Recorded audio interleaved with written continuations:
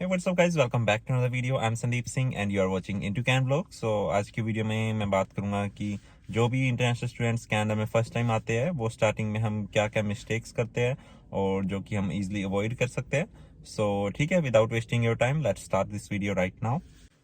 सो जो सबसे पहली मिस्टेक होती है जो कि मोस्ट ऑफ द स्टूडेंट्स करते ही है वो है कि अपने जैसे फ्रेंड्स का असाइनमेंट कॉपी करना. जैसे जब हम स्टडी करते हैं तो हमें जैसे हमारे जो टीचर और प्रोफेसर जो हमें देते हैं असाइनमेंट, हम यूजली क्या करते हैं कि एक दूसरे जैसे फ्रेंड्स ने अगर असाइनमेंट बनाया है हम उसी को जैसे कॉपी कर लिया या फिर हमने अपनी थोड़ी सी वर्डिंग चेंज करके हमने सोचा कि पता नहीं चलेगा और उसी को ऐसे सबमिट कर दिया.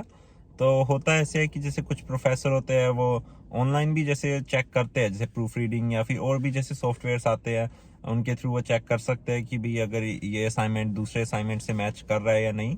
तो उससे ये होता है कि अगर उनको लगे कि भाई स्टूडेंट ने कॉपी किया है तो उससे प्लेजरिज्म पड़ जाता है स्टूडेंट के ऊपर. और प्लेजरिज्म से होता ही है कि जैसे हर एक कॉलेज और यूनिवर्सिटी के अपने डिफरेंट रूल होते हैं. तो जैसे जिस यूनिवर्सिटी से मैं पढ़ा था CBU से, वहाँ पे ये था कि अगर मान लो 3 टाइम्स अगर हमें प्लेजरिज्म पड़ जाए तो वो यूनिवर्सिटी हमें सस्पेंड भी कर सकती थी. जैसे भी हमें यूनिवर्सिटी से एक्सपेल आउट कर सकते हैं वो.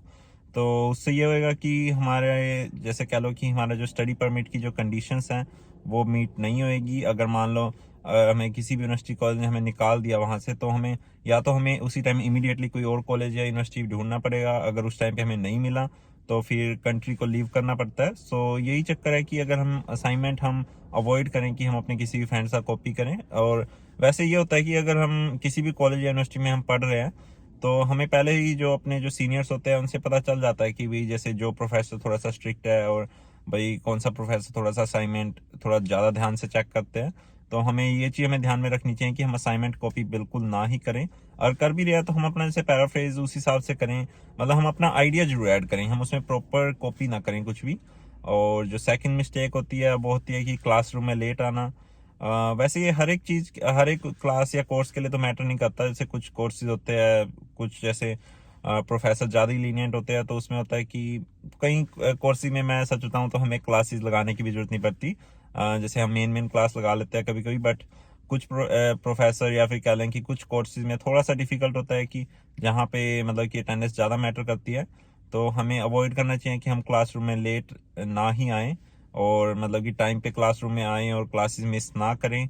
और जो थर्ड मिस्टेक होती है वो होती है जैसे ये हर एक स्टूडेंट तो नहीं करते, पर जैसे कई बार देखा होगा कि हम 20 आवर्स से ज़्यादा काम कर लेते हैं. तो उसका ये नुकसान है कि अगर हम 20 आवर्स से ज़्यादा काम कर रहे हैं तो उसमें अगर हम बाद में जब हम वर्क परमिट के लिए अप्लाई करते हैं स्टडी परमिट के बाद, तो अगर इन केस अगर जो ऑफिसर है जो वीज़ा ऑफिसर है अगर उसने वो चीज़ चेक कर ली कि भी क्या अगर स्टूडेंट ने 20 आवर्स से ज़्यादा काम किया है, तो उस ऑफिसर के पास राइट होता है कि वो रिफ्यूज़ भी कर सकता है हमारा वर्क परमिट उस टाइम पे. तो इस करके हमें अवॉइड करना चाहिए कि हम अपनी जैसे स्टडी परमिट की जो भी हम हमारी जो रिस्ट्रिक्शंस हैं हम उसको कम्प्लीटली फॉलो करें और हम अवॉइड करें कि 20 आवर्स से ज़्यादा हम काम करें एक वीक में. सो ये होगी जैसे थर्ड मिस्टेक. और अगर कहूँ फोर्थ मिस्टेक, वो जैसे मिस्टेक तो नहीं कह सकते, वो है कि जैसे हमारी हैबिट होती है हम जैसे किसी भी टीचर को या प्रोफेसर को हम इंडिया में जैसे सर या मैम क्या कहते हैं. तो यहाँ पे ऐसा नहीं है. यहाँ पे हम जैसे टीचर्स वगैरह को हम डायरेक्ट नेम से ही बुलाते हैं. जैसे अगर जॉन है तो हम सीधा जॉन ही कहेंगे उसको, ना कि सर नहीं कहेंगे. जैसे कुछ टीचर्स हैं उनको ये चीज़ बढ़िया भी नहीं लगती, अगर हम उनको हम सर या मैम कह के कहें तो उनको बढ़िया नहीं लगता. बाकी ऐसे इसका कोई इतना चक्कर नहीं होता है, कोई ऐसी मिस्टेक नहीं है कोई. बट फिर भी अगर हम अवॉइड कर सकते हैं तो हम अवॉइड करें, क्योंकि कोई भी यहाँ पे जो टीचर या प्रोफेसर है वो प्रेफर करते हैं कि हम उनको उनके नाम से ही बुलाएं. और अगर मैं बात कर लूँ अगर फिफ्थ मिस्टेक की, तो वो होती है जैसे हम अपना क्रेडिट कार्ड का यूज़ नहीं करना है, या फिर अगर यूज़ कर रहे हैं तो प्रॉपरली यूज़ नहीं करना. जैसे हम हर एक के पास क्रेडिट कार्ड तो होता ही है हमारे पास. तो अगर हम क्रेडिट कार्ड को, कई बार होता है कि स्टूडेंट्स बिल्कुल ही यूज़ नहीं करते. उसका नुकसान ये है कि हमारा क्रेडिट स्कोर बिल्ड नहीं होएगा और आगे जाके फ्यूचर में क्रेडिट स्कोर बहुत मैटर करता है. जैसे अगर मान लो कोई भी स्टूडेंट यहाँ पे बाद में कोई हमने कार लेनी है, फाइनेंस करवानी है या घर लेना है कुछ भी, तो उसमें क्रेडिट स्कोर बहुत मैटर करता है, क्योंकि उसी के बेस पे हमारा इंटरेस्ट भी डिफाइन होता है और उसी पे डिपेंड करता है कि अगर हमारा लोन अप्रूव होएगा या नहीं होएगा.